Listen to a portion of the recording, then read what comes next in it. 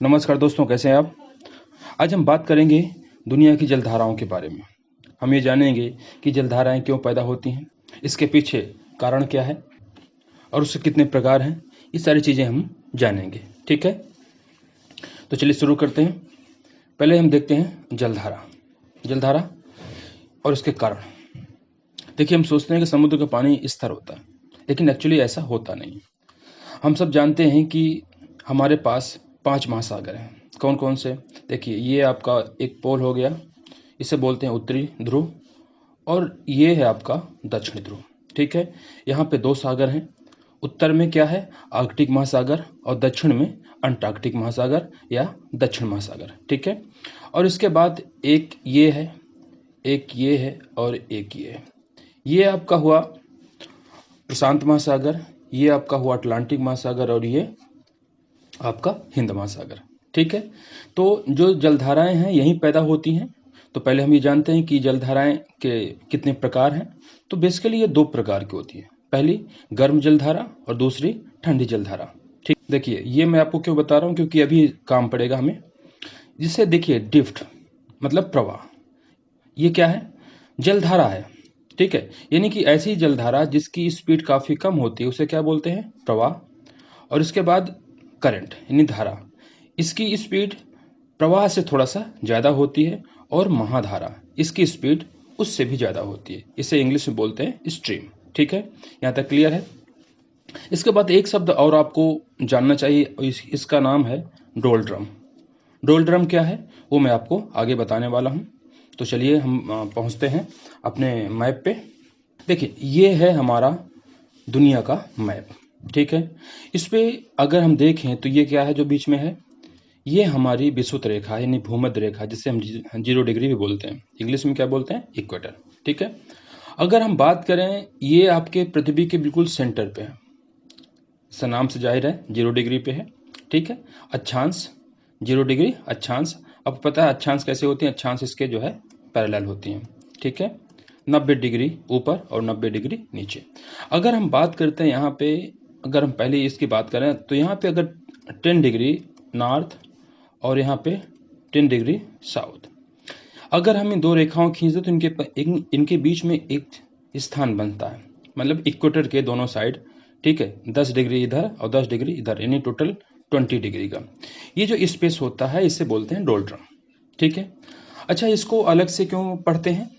वो इसलिए पढ़ते हैं क्योंकि ये समुद्र में ये जो जगह है ये बिल्कुल शांत होता है।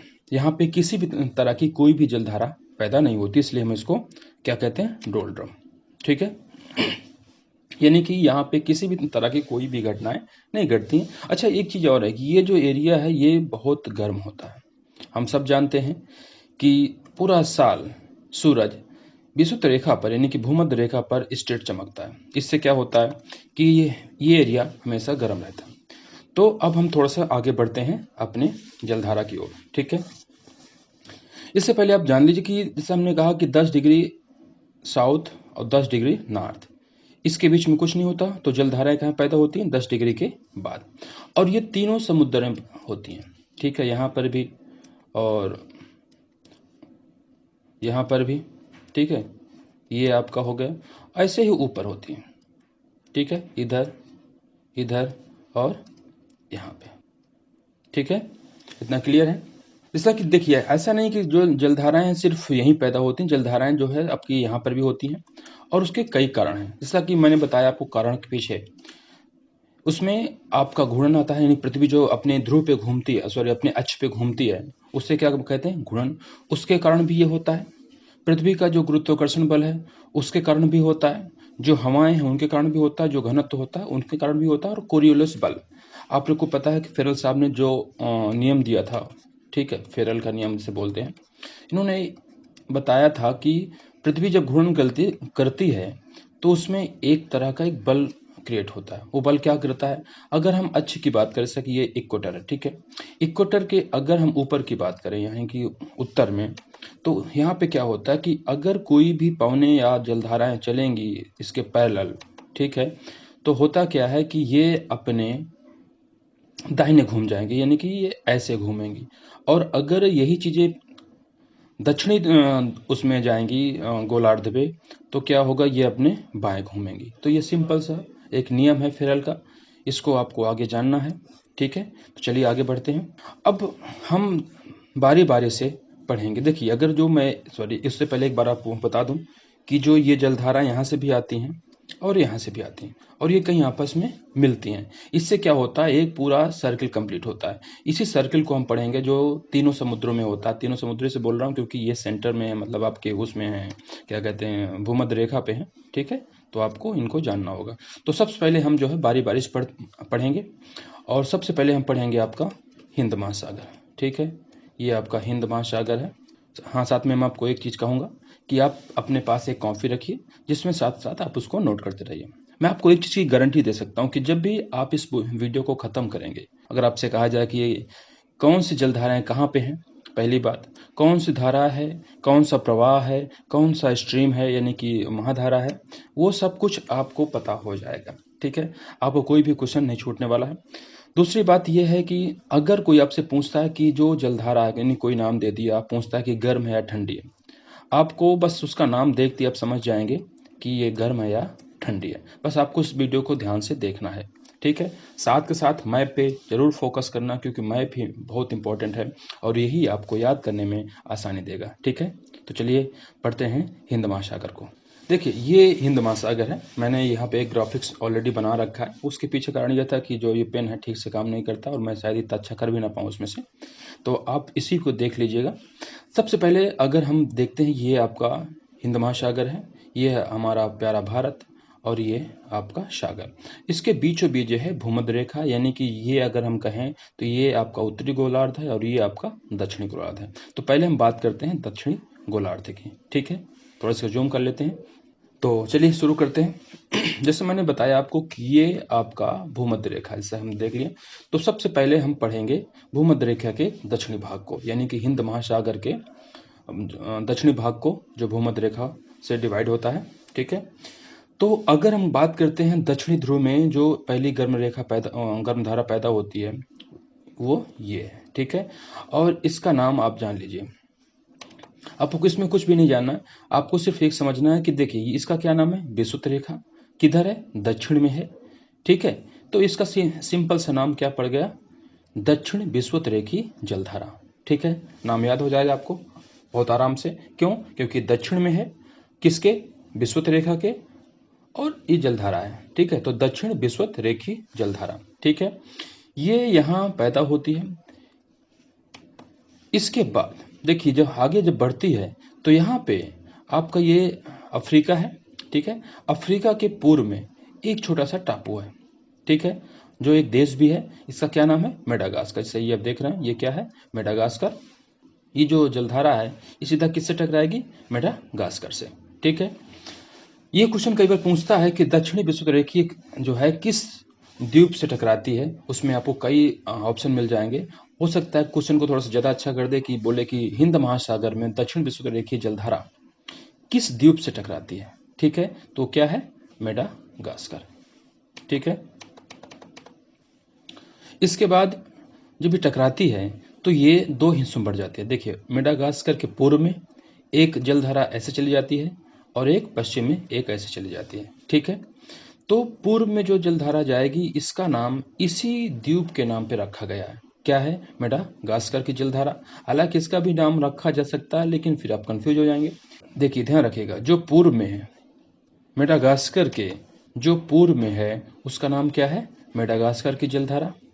ठीक है, क्या हो रहा है इसमें, जो पूर्व में उसका क्या नाम है, मेडागास्कर की जलधारा, और जो पश्चिम में है इसके उसको मोजाम्बिक की जलधारा। अच्छा, मोजाम्बिक ही नाम क्यों, क्योंकि यहाँ पे देखिए ये एक देश है, ये नाम मैंने डाल रखा है। ये जो देश है ये वाला, ये मोजाम्बिक है, तो इसी के नाम पे इस जलधारा का नाम रखा गया मोजाम्बिक की जलधारा। ठीक है, क्लियर है यहाँ तक।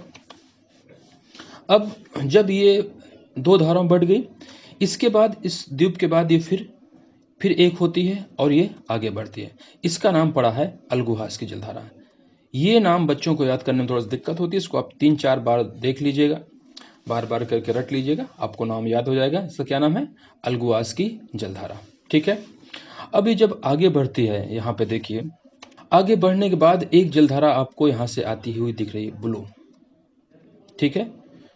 ये जलधारा आके इससे टकरा जाती है, ठीक है।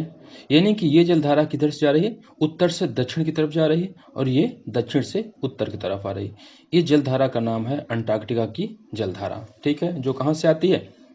ध्रुवों की ओर से आती है, यानी कि दक्षिण सागर से आती है ठंडी। और ये कैसी होगी? आप सबको पता है कि पोल्स में ठंड होता है, तो यानी कि दक्षिण महासागर की तरफ से जो भी जलधारा आएगी वो कैसी आएगी? वो आपको ठंडी आएगी, ठीक है। क्लियर है यहाँ तक? अब देखिए, जब यहाँ पे टकराएगी तो यहाँ पे दो घटनाएं घटेंगी, ठीक है। कौन कौन सी? जैसे कि मैंने लाल से दिखाया है, ये कैसी प्रकृति की जलधारा होगी? सोचे देखिए। देखिए, ये जल कहाँ से निकल रही है? ये निकल रही है भूमध्य रेखा से। कहाँ से निकल रही है? भूमध्य रेखा से। और हम सब जानते हैं कि भूमध्य रेखा पर सूरज सीधा चमकता है, यानी कि अगर इसके आसपास से कोई भी जलधारा निकलेगी वो कैसी होगी? वो गर्म होगी, ठीक है। यानी कि यहाँ से गर्म चली, मेडागास्कर से टकराई, इसके बाद दो हिस्सों में बढ़ गई। एक का नाम हुआ मेडागास्कर की जलधारा, दूसरे का मोजाम्बिक की जलधारा। और इसकी प्रकृति कैसी होगी? ये भी होगी गर्म, ठीक है। कैसी होगी? गर्म। यानी कि ये जो लाल से है ये क्या कैसी होगी? गर्म होगी। इसके बाद ये दोनों आपस में मिल गए, कुछ एनर्जी इन्होंने जो है इतना जब मूव किया, ठीक है, कुछ एनर्जी इन्होंने खोया, लेकिन यहाँ तक पहुँचते पहुँचते अब भी ये गर्म ही है। लेकिन जब ये आगे बढ़ा और ये पहुँच गया यहाँ तक, इस जगह पे, ये देखिए जो जगह है, तो यहाँ पे एक ठंडी जलधारा इससे टकरा गई, ठीक है। ठंडी जलधारा इससे टकरा गई। टकराने पे दो घटनाएं घटेंगी। पहला कि पानी, जो ये जलधारा है, ये ठंडी से मिलेगी तो क्या हो जाएगी? ठंडी हो जाएगी, जाहिर सी बात है। और ठंडी होने के पीछे दो कारण हैं। एक तो जब यहाँ से चली तो यहाँ से काफ़ी गर्म थे, लेकिन चलते चलते ये यहाँ तक आई, तो अपनी जो ऊर्जा है काफ़ी मात्रा में इसने खो चुकी है, लेकिन फिर भी गर्म थी। लेकिन जैसे ही ये इससे टकराई एक ठंडी जलधारा से, तो क्या होगा? ये ठंडी हो जाएगी, ठीक है। और साथ साथ देखिए, ये आमने सामने से टकरा रही हैं। इसका क्या मतलब हुआ? कि जो इसकी गति थी, यानी कि स्पीड, ये भी तो कम होगी। ये तो क्लियर ही है ना। जब ये कम होगी तो ये आगे जब बढ़ेगी तो इसकी स्पीड डाउन हो जाएगी। जब इसकी स्पीड डाउन हो जाएगी तो इसका क्या नाम पड़ेगा? दक्षिण हिंद प्रवाह। मैंने आपको बताया था ना कि अगर कि जो करंट होता है, करंट, वो उसे क्या बोलते हैं? धारा। अगर उसकी स्पीड क्या होती है? मध्यम होती है। और जो प्रवाह होता है उसकी स्पीड काफ़ी कम होती है। तो जब इससे टकरा गए तो यहाँ पे क्या हो गया? स्पीड कम हो गई। स्पीड कम होने के बाद क्या हुआ? इसकी दो चीज़ें हुई इसमें। एक तो ये ठंडी हो गई, दूसरा इसकी स्पीड डाउन हो गई, ठीक है। इसके बाद यही जो दक्षिण हिंद प्रवाह है किधर जाएगी? ये ऑस्ट्रेलिया की तरफ जा रही है। और ऑस्ट्रेलिया की तरफ जाने के बाद जब ये ऑस्ट्रेलिया की तरफ जाएगी तो ये जाके ऑस्ट्रेलिया जो द्वीप है, वो सॉरी महाद्वीप है, उससे टकरा जाएगी, ठीक है। टकराने के बाद ये फिर आगे बढ़ेगी। जब उसे टकराने के बाद जो आगे बढ़ेगी उसको क्या बोलेंगे? पश्चिम ऑस्ट्रेलिया की जलधारा, ठीक है। तो आपको ये भी आसान है याद करने में। क्यों? क्योंकि ये है आपका ऑस्ट्रेलिया, ठीक है। ऑस्ट्रेलिया का ये कौन सा हिस्सा है? पश्चिम है, तो नहीं क्या कहेंगे इसको? पश्चिम ऑस्ट्रेलिया की जलधारा। इस तरह से अगर आपने देखा तो पूरी जलधारा क्या हो गया? एक पूरा राउंड बन गया, यानी कि ये पूरा पानी आपस में ऐसे घूमता रहता है। अब बस आपको सिर्फ इतना याद रखना है कि एक दक्षिण विषुवत जलधारा निकलती है गर्म एरिया से। इसका मतलब क्या है? ये गर्म होगी, ठीक है। जब यहाँ से निकलेगी तो कैसी होगी? गर्म होगी। ये कहाँ से टकराएगी? मेडागास्कर से, तब भी गर्म रहती है। और इसके बाद ये आगे बढ़ती है, इसे क्या बोलते हैं? अल्गुआज की जलधारा। क्या बोलते हैं इसको? अल्गुआज की जलधारा। और फिर ये जब आगे बढ़ती है तो किससे टकराती है? अंटार्कटिका की जलधारा से। टकराने के बाद क्या होता है? एक तो ये होता है कि इसकी स्पीड डाउन हो जाती है, ठीक है। और दूसरा क्या हुआ? कि ये ठंडी हो जाती है। ठंडी होने के बाद ये आगे बढ़ती है। इसका नाम पड़ता है दक्षिण प्रवाह, दक्षिण हिंद प्रवाह। और जो कहाँ से टकराती है? ऑस्ट्रेलिया से। और चूंकि ये ऑस्ट्रेलिया के पश्चिम में है, इसलिए एक जलधारा फिर यहाँ पे बोली जाती है, उसे कहते हैं दक्षिण ऑस्ट्रेलिया की जलधारा, ठीक है। तो हिंद महासागर के दक्षिणी भाग में जो पूरी जलधाराएं हैं, इनका नाम मुझे लगता है कि आपको याद हो चुका होगा, ठीक है। एक बार आप इसको फिर से रिपीट कर लीजिए। पहली जो ये जलधारा है इसका क्या नाम है? दक्षिण विषुवत रेखीय जलधारा। आती है मेडागास्कर के पास, उससे टकराती है, उससे दो भागों में बढ़ जाती है। पहली मेडागास्कर की जलधारा, इधर मोजाम्बिक की जलधारा, फिर आपस में मिल जाती हैं और आगे बढ़ती हैं, उसे क्या बोलते हैं, अल्गुआस की जलधारा। यहाँ तक जो भी जलधारा है इसे इसकी जो प्रकृति होगी कैसी होगी, वो गर्म होगी। ठीक है, कैसी होगी, वो गर्म होगी। जैसे ये अंटार्कटिका की जलधारा से टकराती है वैसे इसमें दो चीज होती है, एक तो इसकी स्पीड डाउन हो जाती है और दूसरी ठंडी हो जाती है। फिर क्या बनती है, दक्षिण हिंद प्रवाह। ठीक है, इसके बाद ये कहाँ टकराती है, ऑस्ट्रेलिया के पश्चिमी भाग से, और फिर घूम जाती है, इसलिए इसको बोलते हैं पश्चिम ऑस्ट्रेलिया की जलधारा। ठीक है, यहाँ तक सब कुछ क्लियर है। एक चीज आपको और जानना चाहिए, देखिए अगर आपको पता होगा मछली पालन के लिए कौन सा एरिया अच्छा होता है, कई बार क्वेश्चन पूछता है, तो आपको पता होना चाहिए कि जहां पर भी, यानी कि दुनिया के जिस भी हिस्से पे गर्म और ठंडी जलधाराएं आपस में मिलती हैं वो एरिया मछली पालन के लिए सबसे बेहतर होता है। ठीक है, जैसा कि हमने पढ़ा नीचे, इसका क्या नाम था, दक्षिण विषुवत रेखीय जलधारा। ये किधर था, दक्षिण में था। अब हम बात कर रहे हैं उत्तर की, भूमध्य रेखा के उत्तर में जो जलधारा पैदा होगी उसका क्या नाम होगा, उत्तर विषुवत रेखीय जलधारा। आपको आराम से याद हो जाएगा, क्योंकि जैसे ही आपने दक्षिण पढ़ा वैसे ही क्या है, उत्तर में है, बस क्या नाम हुआ, चेंज हुआ, उत्तर हो गया, उत्तर विषुवत रेखीय जलधारा। ये यहाँ पे पैदा होती है। इसके बाद अगर हम बात करें, ये जो देश है ये, इसे हम सब जानते हैं, इसका नाम है सोमालिया। ठीक है, आप नोट कर लीजिएगा, इसका क्या नाम है, सोमालिया। ये जलधारा सीधा जाती है और सोमालिया से टकरा जाती है। ठीक है, ये कहाँ टकरा जाती है, सोमालिया से, और वहां से टकराने के बाद ये बढ़ती है आगे, यानी कि अपने घूम जाएगी, किधर घूमेगी, किधर घूमेगी, राइट में। फेरल साहब का नियम हमने पढ़ा है, याद होना चाहिए आपको। ठीक है, ये किधर जाएगी, अपने दक्षिण में। इसे कौन सा बल बोलते हैं, कोरियोलिस बल। ठीक है, इतना याद रहेगा। तो ये जब ये अपने दाहिने साइड पे घूमती है, घूमने के बाद ये कहाँ पहुंचती है, भारत की तरफ चल देती है। उस समय इसका नाम क्या होता है, सुमेरु की जलधारा। ठीक है, और देखिए अगर आप देखेंगे कि ये यहाँ पे आपका पश्चिमी घाट है। ठीक है, पश्चिमी घाट पे बहुत घनघोर बारिश होती है, सबको पता है। वो क्यों होती है, वो ये इन्हीं जलधाराओं का एक कारण है। ठीक है, यहाँ तक क्लियर है। अगर कभी क्वेश्चन आता है कि भारत के पास से कौन सी जलधारा गुजरती है, तो कौन सी है, सुमेरु की जलधारा में टकराती है। ठीक है, और ये अगर पूछता है किस सागर में है, तो कौन सा सागर है, ये आपको पता है, अरब सागर। ठीक है, कौन सा सागर है, अरब सागर। ठीक है, तो इस तरह से हमने हिंद महासागर में जितनी भी जलधाराएं हैं उनको पढ़ लिया। ठीक है, इसमें कितनी जलधाराएं हैं, अगर एक बार आप नोट करना चाहें तो नोट कर लीजिए। सबसे पहले आपका कौन सी पहले जलधारा है, दक्षिण विषुवत रेखीय जलधारा। ठीक है, यानी कि विषुवत रेखा के दक्षिण में पैदा होती है, इसलिए इसका नाम क्या पड़ा, दक्षिण विषुवत रेखीय जलधारा।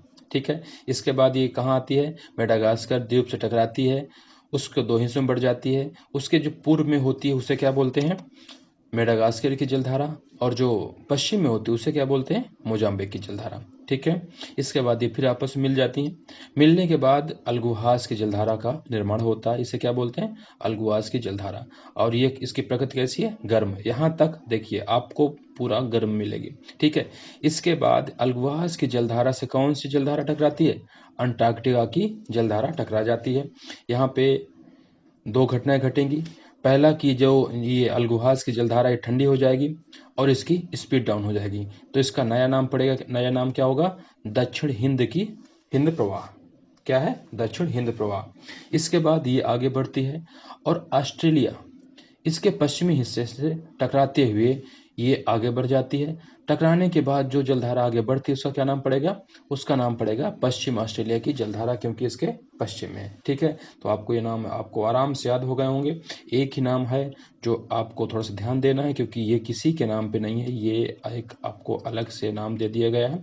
ठीक है, नहीं तो आपको ये पता है कि कहाँ से आती है ये वाली। ठीक है, ये पता है कि आपको ये नाम क्यों पड़ा है, ये भी पता है, ये भी पता है। ठीक है, ऐसे आप उत्तर में आइए। उत्तर में देखिए उत्तर विषुवत रेखीय जलधारा, क्यों, क्योंकि उत्तर से शुरू हुई है। कहाँ टकराई, ये टकराई है आपका सोमालिया से।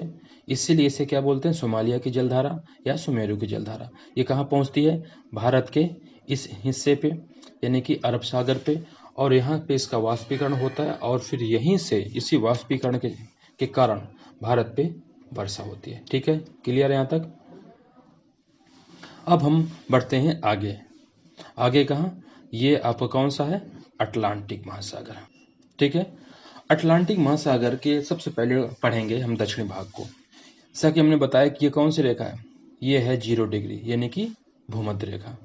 ये क्या है, भूमध्य रेखा।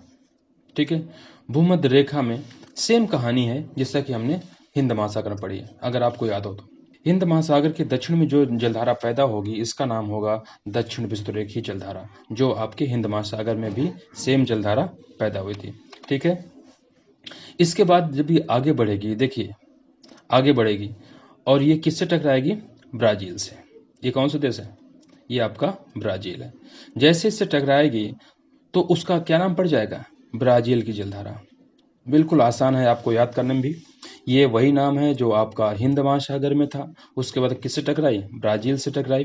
ब्राजील से टकराने के बाद इसका क्या नाम पड़ा, ब्राजील की जलधारा। देखिए ये गर्म थी क्योंकि गर्म एरिया से पैदा हुई है। ठीक है, टकराने के बाद भी इसका जो प्रकृति है कैसी है, गर्मी है। ठीक है, यहाँ तक क्लियर रहेगा। यानी कि हमने दो जलधाराओं को जान लिया। पहला दक्षिण विषुवरेखीय जलधारा जो अटलांटिक महासागर में के दक्षिण में पैदा हुई। ठीक है, किससे टकराई, ब्राजील से, तो इसका क्या नाम पड़ गया, ब्राजील की जलधारा। ठीक है, उसके बाद हम आगे बढ़ेंगे। देखिए यहाँ पे एक छोटा सा द्वीप है, इसका क्या नाम है, फॉकलैंड। ये आपको इसलिए बता रहा हूँ क्योंकि जो ये जलधारा इधर से आएगी दक्षिण महासागर से, उसका नाम इसी द्वीप के नाम पे पड़ा हुआ है। क्या नाम है इसका, फॉकलैंड, फॉकलैंड की जलधारा। ठीक है, तो यानी कि जब ये ब्राजील की जलधारा आगे बढ़ती है तो ये किससे टकराती है, फॉकलैंड की जलधारा से। ठीक है, जिससे टकराएगी यहाँ पर भी दो घटनाएं घटेंगी। पहली कि इसकी जो प्रकृति थी कैसी थी, गर्म थी, और ये इसकी कैसी है, ठंडी है। तो टकराने के बाद क्या हो जाएगा, ये जो जलधारा होगी ये ठंडी हो जाएगी, पहला काम। दूसरा क्या है, इसकी स्पीड डाउन हो जाएगी। स्पीड डाउन होने के बाद इसका नाम क्या पड़ेगा, प्रवाह। तो इसका क्या नाम पड़ेगा, दक्षिण अटलांटिक प्रवाह। ठीक है, इसके बाद ये आगे बढ़ेगी और ये आपका अफ्रीका है। बताइए आपको ये क्या है, ये दक्षिण अमेरिका है और ये अफ्रीका। अफ्रीका में ये टकराती इस हिस्से से, और इसके यहाँ पे इसका क्या नाम पड़ता है, पेंगुला की जलधारा। ठीक है, और इसकी प्रकृति कैसी होगी, इसकी प्रकृति भी ठंडी होगी। क्यों, क्योंकि ये मतलब दक्षिण अटलांटिक प्रवाह का एक्सटेंशन है। ठीक है, तो कैसा होगी, ठंडी होगी। तो इसमें हमने देख लिया, इसमें कुल मिला के 4-5 नाम हैं। एक क्या है, दक्षिण विषुवरेखीय जलधारा। दूसरा, जब ये ब्राजील से टकराई तो इसका क्या नाम पड़ा, ब्राजील की जलधारा। इसके बाद ये फॉकलैंड से टकराई, टकराने के बाद इसकी स्पीड डाउन हो गई और ये ठंडी हो गई। इसका क्या नाम पड़ गया, दक्षिण अटलांटिक प्रवाह। ठीक है, इस तरह से अटलांटिक महासागर के दक्षिणी भाग पे जितनी भी जलधाराएं हैं हमने उनको जान लिया। ठीक है, नाम याद करना बहुत आसान है, आप लोग आराम से याद कर सकते हैं। ठीक है, इसके बाद आगे बढ़ते हैं हम उत्तर में। तो अटलांटिक महासागर के उत्तरी भाग को हम एक बार देख लेते हैं। जैसा हमने बताया कि ये क्या है, आपका भूमध्य रेखा है। ठीक है, यहाँ तक क्लियर है। अब जैसे कि हमारा हिंद महासागर में उत्तर में जो जलधारा पैदा होती है उसका क्या नाम था, उत्तर विषुवरेखीय जलधारा, वैसे सेम नाम यहाँ पे भी आपका है, लेकिन किस महासागर में है, ये अटलांटिक महासागर में। ठीक है, अटलांटिक महासागर के में जो उत्तर विषुवरेखीय जलधारा पैदा हुई यानी कि बनी, वो आगे जाती इन द्वीपों के बीच में, इन द्वीपों के बीच में। ठीक है, और ये कैरेबियन सी है, अगर आपको पता हो कैरेबियन सी में कई द्वीप हैं, उनसे जब ये टकराती है तो ये दो भागों में बढ़ जाती है।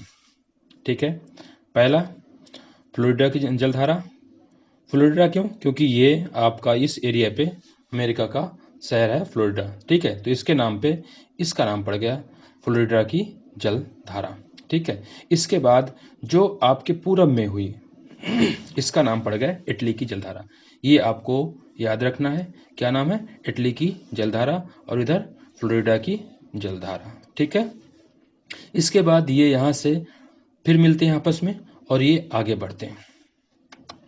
ये जो हिस्सा है ये इसे कहते हैं गल्फ स्ट्रीम। ये दुनिया का इकलौता स्ट्रीम है ठीक है, जैसा कि अभी हम जब पढ़ेंगे तुमने देखा यहाँ पे कोई भी स्ट्रीम नाम से हमने कोई नाम नहीं दिया था, यहाँ पे सारी की सारी क्या थी, धाराएं थी, यानी कि करंट। जब ये यहाँ पहुंचती है तो इसकी स्पीड अचानक जो है बढ़ जाती है और इसे क्या बोलते हैं, गल्फ की स्ट्रीम, यानी गल्फ स्ट्रीम। ठीक है, देखिए जब गल्फ स्ट्रीम आगे बढ़ती है, ठीक है, ये आपके उत्तरी अमेरिका के पूरब में जब पहुंचती है तो यहाँ पे एक जलधारा आती है ऊपर से, लिब्राडोर की जलधारा। इसकी प्रकृति कैसी है, इसकी प्रकृति ठंडी है, ये आपको याद रखना है। लिब्राडोर की जलधारा कैसी है, ठंडी। और ये टकराती किससे, ये टकराती है गल्फ स्ट्रीम से। ठीक है, गल्फ स्ट्रीम से टकराने के बाद ये जो एरिया मैंने ये राउंड कर रखा है, ये एरिया अगर हम कहें मछली पालन के लिए सबसे बेहतर एरिया है। ठीक है, सो मैंने आपको बताया कि जहां पर भी गर्म जलधाराएं और ठंडी जलधाराएं आपस में मिलती हैं तो वहां पे क्या होता है, वो एरिया मछली पालन के लिए सबसे बेस्ट होता है। ठीक है, इसके टकराने के बावजूद भी जो इसकी प्रकृति है वो कैसी है, देखिए गर्म है। ठीक है, वो गर्म है। यहाँ पे आपको एक चीज जो है समझनी चाहिए। ठीक है, ये कैसी है, गर्म है। गर्म है, उसके पीछे रीजन ये है कि जो ये जलधारा है ये पर्याप्त मात्रा में इतनी ठंडी नहीं थी कि इसको ये ठंडी कर पाए। ठीक है, तो आपको याद रखना कि लिब्राडोर की जो जलधारा है ये तो ठंडी है और ये गल्फ स्ट्रीम से टकराई जो गर्म थी, लेकिन उसके बावजूद भी जो आगे जलधारा आपको मिलेगी ये जो है ठंडी नहीं हुई। ठीक है, लेकिन एक चीज तो होगा कि जो ये स्ट्रीम थी इसकी स्पीड डाउन हो जाएगी। ठीक है, इसकी क्या होगी, स्पीड डाउन हो गई, तो इसका क्या नाम पड़ जाएगा, क्या नाम पड़ेगा, उत्तर अटलांटिक प्रवाह। क्या नाम है इसका, उत्तर अटलांटिक प्रवाह। जैसा कि देखिए हमने नीचे पढ़ा था, नीचे क्या पढ़ा था, यहाँ पे ये आपका दक्षिण अटलांटिक प्रवाह था। क्यों, क्योंकि ये दक्षिण में था। वैसे ही ये स्पीड डाउन होने के बाद इससे क्या नाम पड़ गया, दक्षिण अटलांटिक प्रवाह। ठीक है, क्लियर है, तो इसका नाम आप लिख लीजिएगा, इसमें नहीं लिखा हुआ है। इसके बाद ये आगे बढ़ती है। ठीक है, आगे बढ़ने पे ये 3 हिस्सों में जो है बढ़ जाती है। कौन कौन सी, देखिए एक तो आपकी ग्रीनलैंड की तरफ जाती है और ये ठंडी हो जाती है। ठीक है, ठंडी क्यों, क्योंकि ये ध्रुवों की तरफ जा रही है, इसलिए इसे क्या बोलते हैं, ठंडी जलधारा। यानी कि आपको क्या याद रखना है, ये जो ग्रीनलैंड की जलधारा है ये कैसी है, ये ठंडी है। ठीक है, इसका एक हिस्सा जाता है ग्रीनलैंड की ओर जो ठंडी है, इसे क्या बोलते हैं, ग्रीनलैंड की जलधारा। इसके बाद इसका एक हिस्सा आगे बढ़ता है इधर नॉर्वे की साइड पे। ठीक है, इसे क्या बोलते हैं, इरमिंगर की जलधारा। ये अभी आपको नाम याद रखना है, इरमिंगर की जलधारा। किसे, जो आपका उत्तर अटलांटिक प्रवाह है जब आगे बढ़ता है तो 3 हिस्सों बढ़ता है। पहला ग्रीनलैंड की जलधारा, दूसरा इरमिंगर की जलधारा। ठीक है, क्लियर है। इसके बाद इसका जो तीसरा हिस्सा है वो किधर मुड़ता है, वो दक्षिण की साइड में मुड़ता है, नीचे की तरफ आता है और इसे बोलते हैं रेनल की जलधारा। ठीक है, नाम याद रहेगा, रेनल की जलधारा किधर मुड़ती है, दक्षिण में। ठीक है, इसके बाद देखिए ये जो आपकी इरमिंगर की जलधारा है ये बढ़ती है आगे और इसको क्या बोलते हैं, इसको बोलते हैं नॉर्वे की जलधारा। ठीक है, क्या बोलते हैं, नॉर्वे की जलधारा। और एक चीज, एक क्वेश्चन आपको पता होना चाहिए कि यहाँ पे ये आपका रशिया है, रशिया में एक बंदरगाह है जिसका नाम है मुर्मोस्को।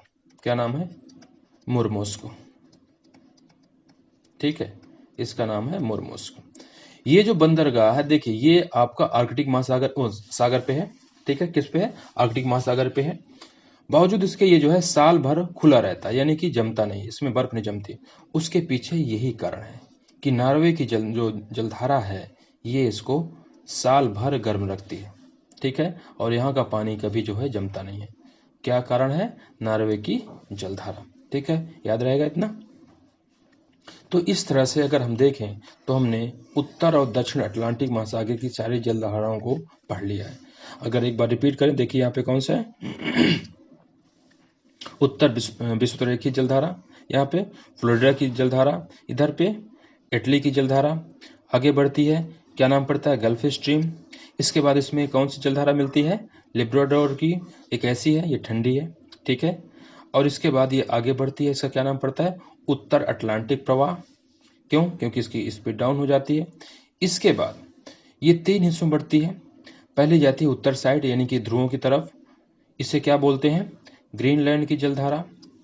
दूसरी जाती है नॉर्वे की साइड पे, इसे क्या बोलते हैं, इरमिंगर की जलधारा। और तीसरी जो दक्षिण की साइड पे आती है उसे बोलते हैं ट्रिनल की जलधारा। इसके बाद देखते हैं कि इरमिंगर की जो जलधारा है ये जाती है नॉर्वे की साइड पे आगे बढ़ती है, तो इसका नाम पड़ता है नॉर्वे की जलधारा। और यही वो जलधारा है जो मुर्मुस्क बंदरगाह है, कहाँ का, रशिया का, इसको साल भर गर्म पानी मुहैया कराता है, यानी कि ये जो है बर्फ में नहीं जमता। देखिए ये ध्रुव है, इसके बावजूद भी यहाँ पे ये बर्फ नहीं जमती, ठीक है।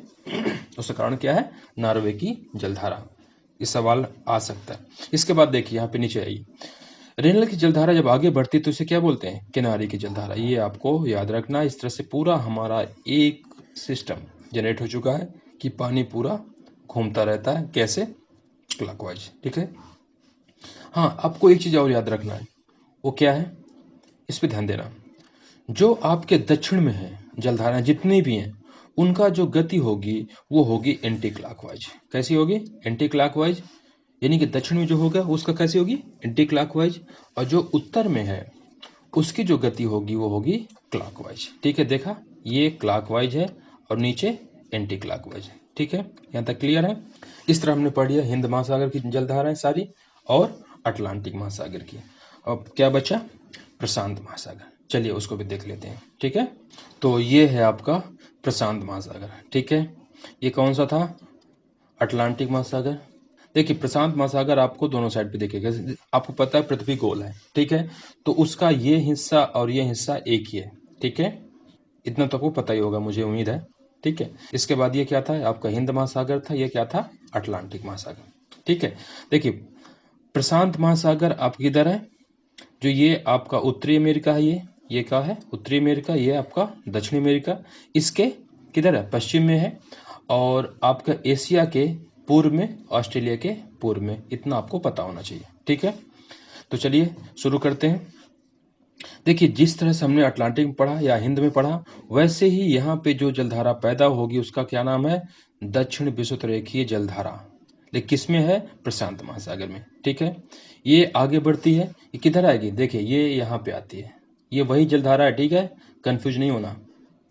इसका क्या नाम है, दक्षिण विषुवत रेखीय जलधारा। ये आगे बढ़ती है और टकराती किससे है, ऑस्ट्रेलिया से, ठीक है।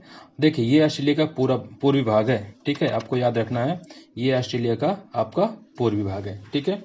इससे टकराने के बाद ये मुड़ती है, ठीक है, और ये आगे बढ़ती है, तो इसका क्या नाम पड़ गया, पूर्वी ऑस्ट्रेलिया की जलधारा। आपको याद होगा यहाँ पे दक्षिण में जो हिंद महासागर की जलधारा थी, इसका क्या नाम था, पश्चिम ऑस्ट्रेलिया की जलधारा। वैसे इसका क्या नाम है, पूर्वी ऑस्ट्रेलिया की जलधारा, ठीक है।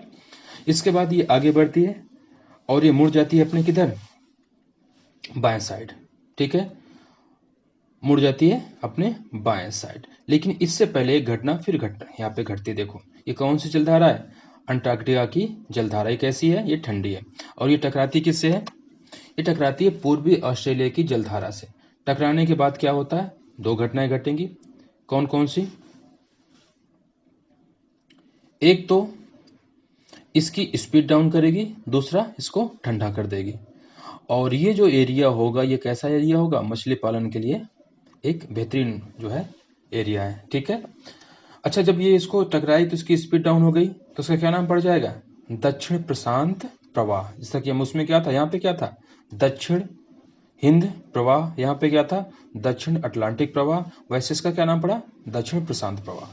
यानी कि देखिए यही जो जलधारा जो यहाँ से गई है वही इधर आई है, ठीक है, कंफ्यूज नहीं होना यहाँ पे। इसका क्या नाम है, दक्षिण प्रशांत प्रवाह, ठीक है। इसके बाद ये आगे आती है आपके दक्षिणी अमेरिका, और ये आपको पता है पेरू है, ठीक है। कौन सा देश है ये, पेरू है। तो इससे टकराने के बाद ये घूमती है, तो इसका क्या नाम पड़ गया, पेरू की जलधारा, ठीक है। क्लियर है, यहाँ पर बिल्कुल क्लियर है, क्या नाम पड़ गया इसका, पेरू की जलधारा, ठीक है। यानी कि पहले कहाँ चली, दक्षिण विषुवत रेखीय जलधारा, कहाँ से टकराई, ऑस्ट्रेलिया के पूर्वी भाग से, तो क्या नाम पड़ा, पूर्वी ऑस्ट्रेलिया की जलधारा। उसके बाद इसमें से कौन सी जलधारा टकराती है, अंटार्कटिका की जलधारा। ये कैसी होती है, ठंडी होती है। टकराने के बाद इसका क्या अगला नाम पड़ता है, दक्षिण प्रशांत प्रवाह, जिसकी जो स्पीड है वो काफी कम हो जाती है, ठीक है, इसलिए इसको क्या कहते हैं, प्रवाह कहते हैं। ये तो आपको याद ही हो गया होगा, प्रवाह और धारा और महाधारा, ठीक है, यानी कि ड्रिफ्ट, करंट और स्ट्रीम, ठीक है। तो ये टकराती है कहाँ से? साउथ अमेरिका के पेरू से। तो इसका क्या नाम पड़ता है? पेरू की जलधारा। और ये फिर दोबारा यहाँ पे आ जाती है ठंडी जलधारा, और फिर ये गर्म होके आगे बढ़ जाती है। इस तरह से एक पूरी साइकिल इसकी रेडी हो गई। तो आपको पूरा नाम याद हो गए होंगे। दक्षिण विषुवरेखीय जलधारा, पूर्वी ऑस्ट्रेलिया की जलधारा, इसके बाद आपकी ये अंटार्कटिका की जलधारा है, फिर आपका दक्षिणी प्रशांत प्रवाह है, और फिर पेरू की जलधारा, ठीक है। बिल्कुल सिंपल है और आपको याद कर लेना है। इसके बाद हम चलते हैं भूमध्य रेखा के उत्तरी भाग पे, ठीक है, यानी कि उत्तरी गोलार्ध पे। इसको हम उत्तरी प्रशांत महासागर भी कह सकते हैं, ठीक है। ये हिस्सा यहाँ पर भी वही है। देखिए, जैसा कि ये दक्षिण विषुवरेखीय जलधारा है, वैसे ये क्या है? उत्तर विषुवरेखीय जलधारा, ठीक है। ये कहाँ आई? देखिए इधर आ गई है। यहाँ से आने के बाद ये किससे टकराई? ये क्या है आपका? ये चीन है ना, ये हमारा भारत है। ये क्या है? ये चीन है। चीन से टकराने के बाद ये इधर मुड़ती है, और यहाँ पे बीच में आपका जापान है, ठीक है। क्या है बीच में? जापान। जापान को ये दो हिस्सों में, जापान जो है इसको दो हिस्सों में बांट देता है। पहला क्या है?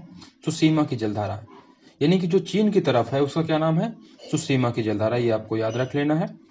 इसके बाद इसके जो पूर्व में है, जापान के पूर्व में, इसको क्या बोलते हैं?